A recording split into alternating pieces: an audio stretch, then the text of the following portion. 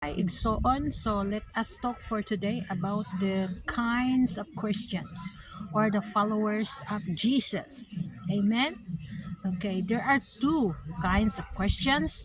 First, a passive Christians, passes with the power of the Spirit of the Lord, and the obsessed Christian, obsessed by the power of the spirit of the world.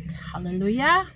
Okay, let's say if you are a lukewarm Christians, you are only Christians during Sundays.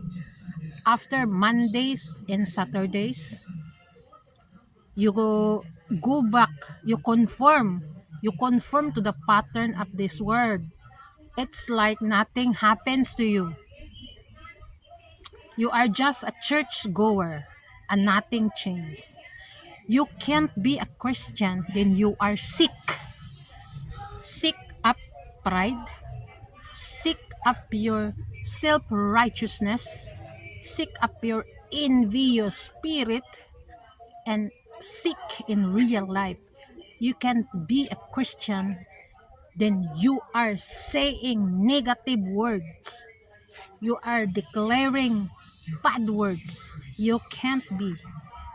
You are lukewarm. What did the Lord says about lukewarm? You are not cold, then you are not hot. I will spit you because you are just like that. Amen.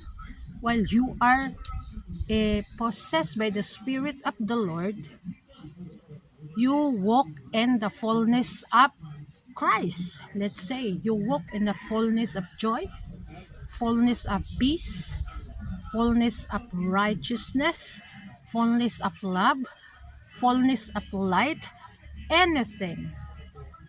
You are supposed the one who give the example. You are the one who bring heavens on earth. As people keep declaring, your will be done as it is in heaven. Amen. You must be a spirit-filled Christian in order for you to walk in the fullness of Christ. Amen. Hallelujah.